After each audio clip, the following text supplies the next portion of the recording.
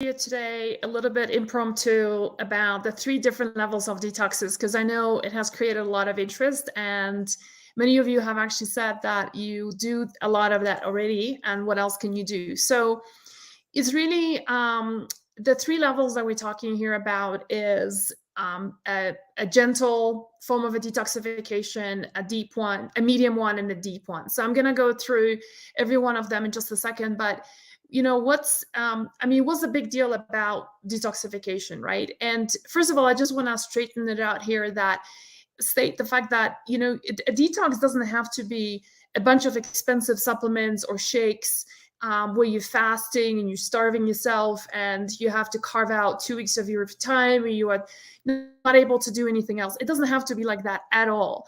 In fact, there's a lot of things you can do that are very gentle and are still very beneficial to your detoxification process.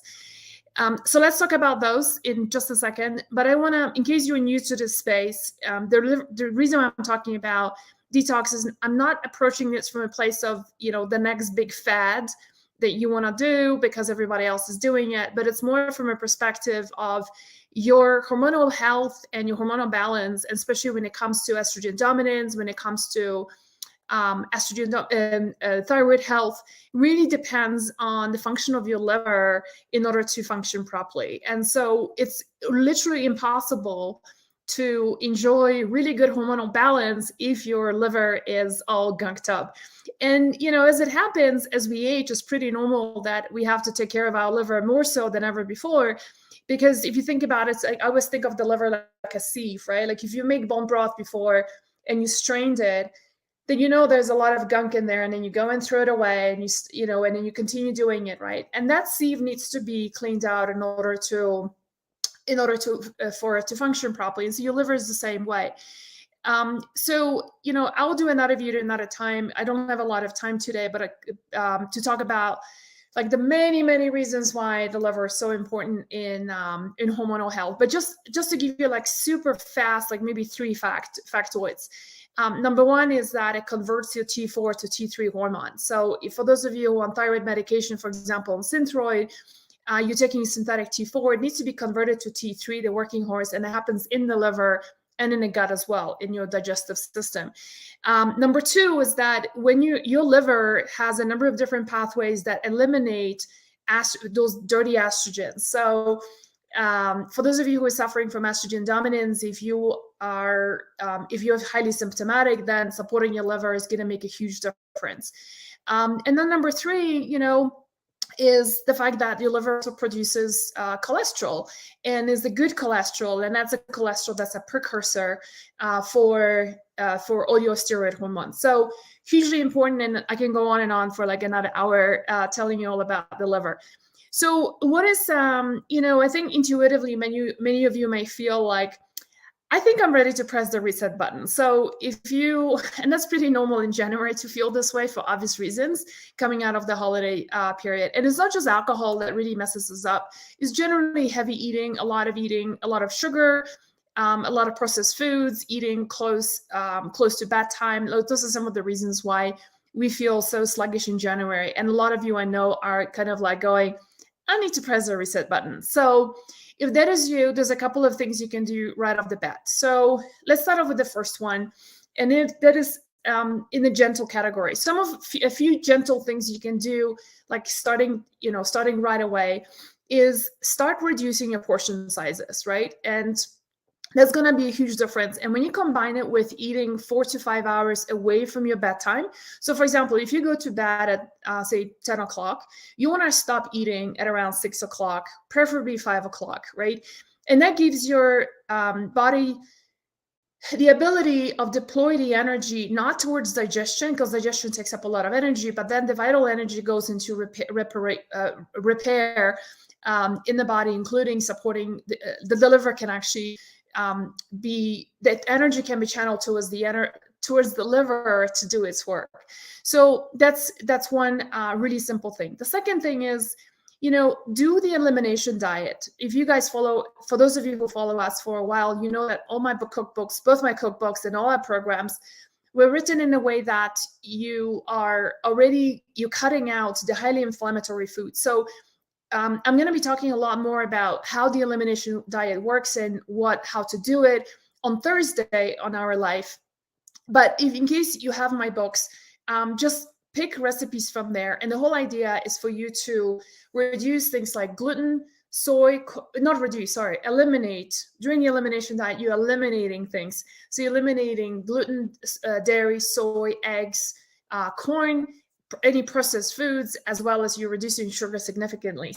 So that's going to be, believe it or not, the elimination diet actually is a form of a detox because you are reducing foods that are inflammatory. And so, like I said at the beginning of this video, you don't have to go drastically deep and do a lot of huge changes like fasting and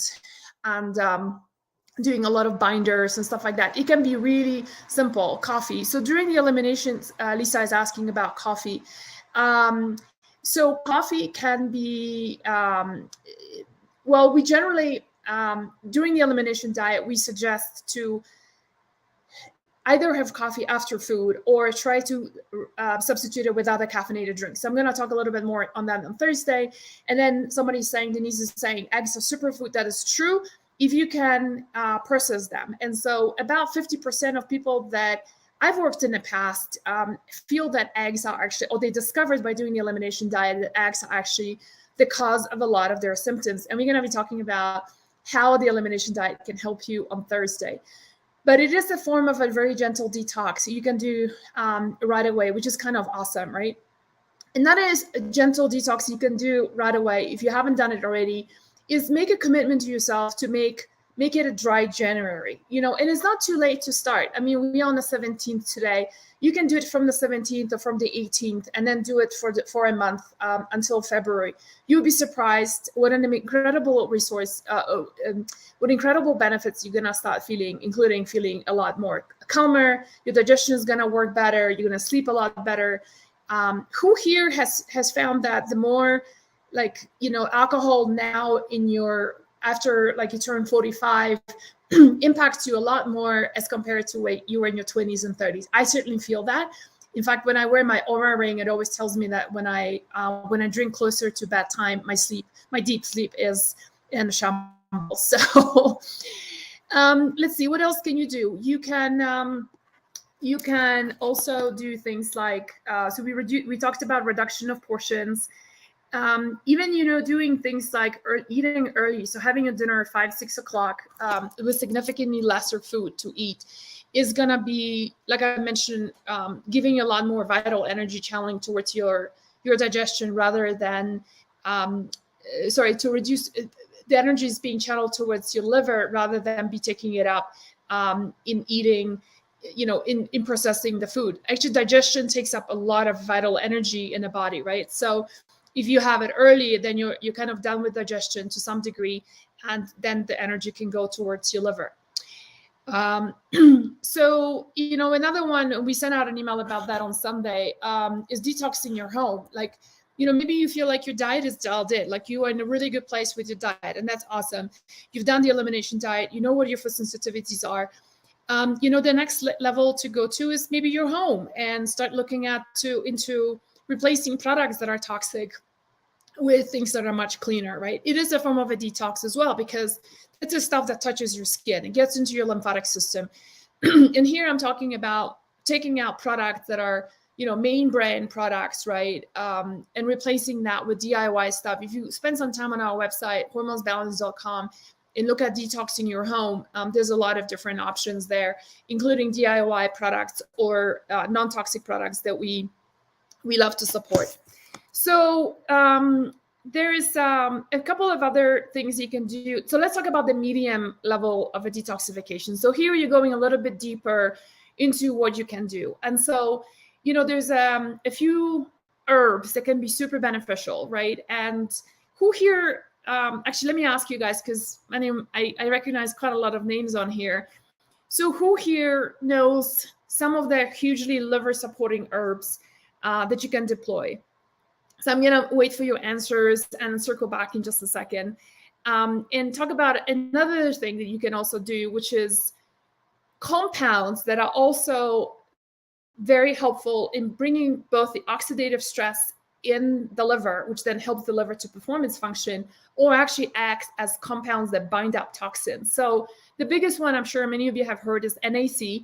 And thank goodness we are able to sell it. All the sellers are actually able to sell NAC again. And so NAC is amazing because it is a precursor for production of glutathione. So think of glutathione. In my mind, glutathione is a little bit like Pac-Man. It just goes around chomping all the debris in your bloodstream, in your lymphatic system, detoxing you in a powerful way. And so, if you combine it with the elimination diet, you might find some really incredible results. Alpha lipoic acid is another one. ALL is another really great compound. And lastly, also selenium can be also amazing, and that's found in Brazil nuts in a significant amount. So let's see what we are getting here about the herbs. So we're getting artichoke. Yes, artichoke leaf specifically. That's a great one because it's a bitter. And okay, I'm not getting that much on Instagram. Let me go over to Facebook and see. I don't see any here, you guys. So okay, so some herbs here that you might want to be familiar with that can really help you, and you can write them down so you can actually go to your health food store today, tonight, or tomorrow and get them in the form of tea. So dandelion root, burdock root. Somebody mentioned artichoke leaf specifically, right? Milk thistle is just incredible. And milk thistle, you can make a tea out of it. It's actually pretty tasty. But you can also take milk thistle, the seed itself, grind it up, and then sprinkle that on your food. And that can be super helpful. Let's see what else. You can also do endographis, which is one of my absolute favorites. Is also an herb that helps. It's a hugely antiviral, but it's a disgustingly bitter herb. It's like it's what I call dirty, like an ashy bitter. It's not a pleasant bitter whatsoever, but it does the magic. So those herbs, anything actually bitter, supports the liver. And so one of the things you can also do in terms of food is go and get some dandelion leaves and then start adding those into your smoothies or salads. You can also saute dandelion leaves together with maybe other herbs, other foods as well, like collard greens or chards or kale or whatever, because on its own it's pretty bitter unless you love bitter herbs. So that's, those are some of the things you can do. So have it in the form of a tea, have it in the form of a food that you can add on, just really simple solutions like that, that the liver is absolutely gonna love. Green tea is amazing as an antioxidant, and anything and has got antioxidant properties is gonna support the liver in its detoxification process. So this is where we are, with that, like what I call the medium thing. So again, just to repeat, on the medium side of a detox here, we're talking about doing some liver supporting herbs that we talked about in form of food or in a form of, you can also do digestive bitters. We have them in our store as well. You can do NAC, ALA, alpha lipoic acid, glutathione, NAC. You don't need to one or the other. NAC is actually a way cheaper option than glutathione, which creates its own issues with absorption. And then and let's see, what else did I say? It was milk thistle, right? So those are some of the really cool compounds. And then if you feel energetically, then you're like, you know what, I think I'm ready for something a little bit deeper. And again, you don't have to go deeper. If you have the time, if you have the resources, if you have the, like a mental bandwidth for it, you're like, I really want to carve out the next 10 days, 12 days for myself to do a deeper detox because I feel like my body really needs it, then there's a couple of other options. So one thing is, I'm sure you've probably come across different types of fasts, and I will leave it for you to pick whatever fast you want to do. But I will say two kinds of fast that I am not a fan of. One is water fast. And the reason why that is so is because people feel terrible on the water fast. Because if you understand how the liver works and how the detoxification works, there are compounds that, especially in order to facilitate phase 1 detoxification and phase 2, there are specific compounds that are needed in order to activate that part of the detoxification process and then first to open it up on phase 1, and then in phase 2 to bind up these toxins, and then phase 3, which is evacuation, which is basically your pooping. And water fast doesn't give those compounds. And so for that reason, I am not a fan of that. If you've done it before, works for you, great. But in general, I feel like people suffer unnecessarily. The other kind of fast that I'm not a fan of is juice fasting. Why? Because it's just hell of a lot of different amount of sugar that's in it. If you're doing a fast and you have resources to do that with, a lot doing like green juices, and again, not full of like spinach, which is like super high in oxalates, and then you're giving yourself another set of problems. But a balanced way of doing that, that's the kind of fast that I would recommend. So another deep one is, if you, then the third type of detox I don't recommend is doing shakes. So I know a lot of companies market shakes as being like the best way of doing things for whatever reasons. And I have a general challenge with that, because I feel like there's too much of synthetic stuff. It's a product that can sit on the shelf for 3-4 years. And in that, at least in my books, it's a little too synthetic, and it's just not really, you're not tapping into the power of food. So having said that, I want to wrap up today's call by telling you that if you haven't seen this yet, we actually have a detox program called Thyroid Detox. And so if you're interested, consider joining us for that. It's Thyroid Detox is a 12-day self-guided program. We've got $50 off going on right now with a coupon code TD50. It's really simple. Just if you go to our website, wellena.com, and for those of you on Instagram, we have it in our bio link. You can see it right on top there. And it's a program that I developed like years ago, after being in Thailand and having amazing results. And I thought, instead of, not everybody wants to go to Thailand or can go to Thailand to do that. What if you bring it to your own home, right? And so it's a pretty cool program that is self-guided. So basically you can, if you get it now, you can start whenever you feel like it's right for you. And you have access to our forum, where we have hundreds of participants who've completed the detox, including my team, for there to support you as you're doing it in your own time. So in that program, the reason why we call Thyroid Detox, which is just such a legacy name, I really wish that we had the time to change it, is that it is safe for thyroid patients. And it doesn't mean that you have to have a thyroid problem in order to benefit from it. In fact, any woman who has got problems with hot flashes, PMSs, you feeling just tired, achy. I mean, you look at the results, look at the testimonials that we have actually screenshot from our social media, where women share what the results are that you have experienced after having gone through the program. Then you can decide from there if this is for you. So take advantage of the $50 off. And we've got that running until, I believe it's until the 21st. So it's still like 4 more days for you to take advantage of that. So that's going to take you to a deeper level of detoxification. And we have actually a gentle track and a deep track. And the gentle track is you're still eating food. When on the deep one, there is a 5 days. There's preparation time, because we want you to prepare your body, which is also another thing which is different about this detox. And I recommend for you, and when you pick a detox, make sure you just don't go in there, dive into the deep ocean right away, because the amount of, the side effects, right, you're going to get is tremendous. I mean, horrendous headaches, you can't sleep, and it's just rashes start coming out, and it's just too harsh on the body. So that's what's kind of cool about our program, is that the first 5 days is to prepare you. The next 5 days, you actually pick a track, whether it's gentle or deep. On gentle, you're eating food. On deep, you are juicing. And this is all very, very little sugar in those juices.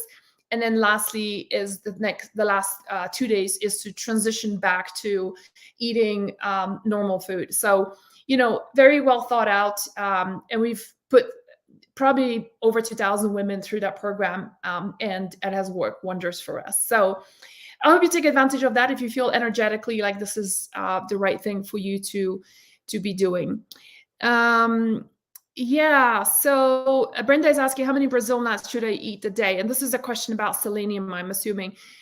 So it kind of is tricky with the selenium thing, because it really depends on where you're getting the Brazil nuts from. The recommendation is 2, but they have found that the selenium amounts really vary. So if you have, like, for example, Hashimoto's disease, if you really want to be intentional about detoxing, I would shoot for 200 micrograms of selenium in a supplemental form, because then you know what you're getting. And then once you detox, or once your thyroid is in a really good place, because by the way, selenium also reduces your TPO, Hashimoto's TPO antibodies, which is like another additional great benefit, then you can then reduce it to 2 Brazil nuts a day, and that should be helpful. Is detoxing can dissolve gallbladder stones? So that's a good question.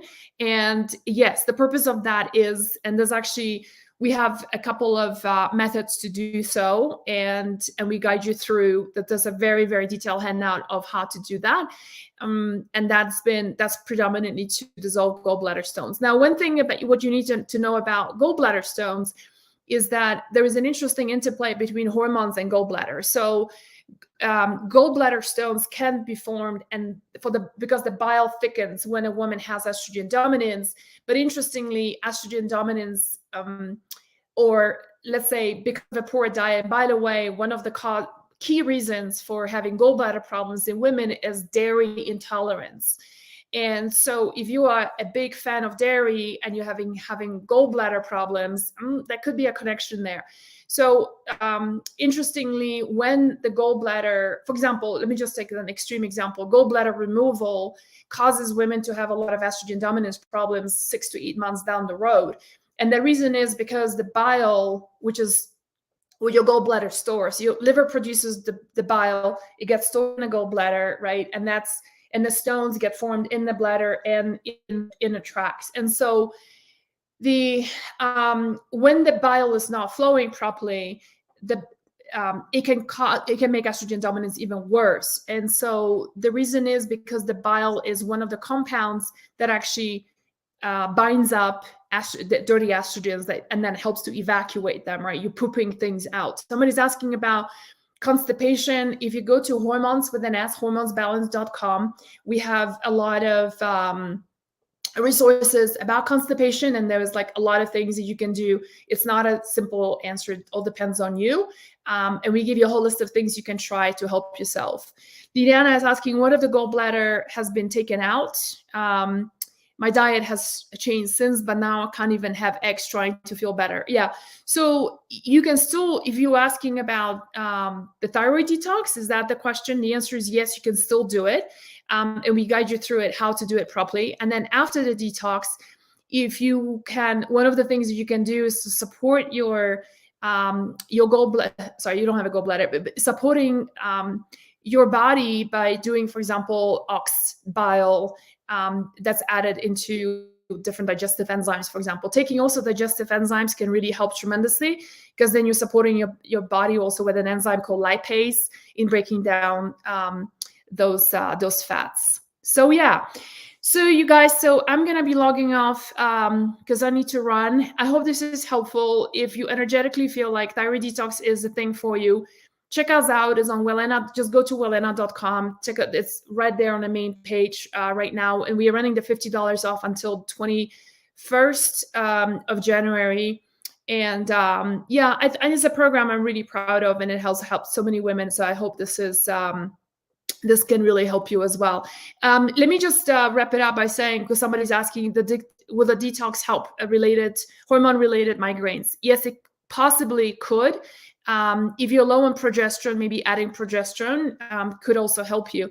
Generally, let me just say, generally the results that women are getting from gentle to deep detox, right, is anything from my body pains and aches are gone away. I'm sleeping a lot better. My eyes a lot brighter, right? So also it goes to say, if you are having like very yellow eyes or reddish eyes, if you're sensitive to fumes and perfumes, if you've got frequent headaches, you don't sleep very well, you feel sluggish, like something is just weighing you down, maybe this is a time to consider a detox. So this is when people feel like really uplifted. But the part that I love the most about, when you detox, right, is the fact that you're supporting your liver, and the liver is your anger organ. I don't know if you guys saw my stuff on my dad, and he's just passed away just literally 4 days ago from liver cancer. And so I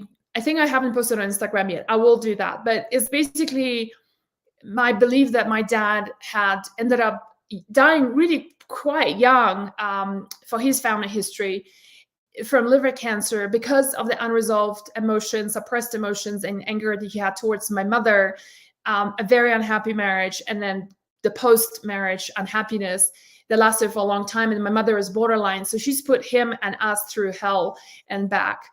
And and so one of the things that we see in detoxes is that people feel really so much clarity on who they want to be in life, how they want to show up, who do they want to work with or for, whether their marriages are the right thing. Should I maybe leave my marriage because this is toxic? And so that's one of the things that we've been getting a lot. When I used to run these detoxes live, that was one of the biggest things and most rewarding thing for me as a practitioner, was to see how many people have been just feeling like real mental clarity, not just like, oh, I can think fast and I'm sharp, but like clarity in terms of life decisions. And I think this is just really, is just so powerful. So yeah, thank you for the messages about my dad. I really appreciate it. I want to do another live about that, because I want to talk a little bit more about the liver. And by the way, one little last thing I want to leave you with is that you see this line right there that I have right above my, like if I do this, you can see the line, right? So a line above your nose, in between your eyebrows, on your right side of your face, is what's called a liver line. The deeper it is, the more it shows you your liver needs some TLC. Mine is not so deep. It used to be a lot deeper when I was drinking alcohol. It will go much deeper. So start observing, like when you have a really nice and clean diet, how this is your, how much more shallow, or I should say, how much more evened out your skin is here. And then when your liver really needs some TLC, or look at your old photographs, right? How much gentler this line was compared to maybe what it is now. So that's another, in traditional Chinese medicine, that's another, a little indication that maybe the liver needs some TLC. And so you don't have to do a thyroid detox to get there. You can start off with a gentle one. You can do herbs, you can do some supplements, and there's just so many different options. And what I want to encourage you to do today is to really tune in into intuition and decide, like, what intuitively do you feel? Do you feel like you just want to do NAC because that's all you can do? Combine it maybe with a dry January/February.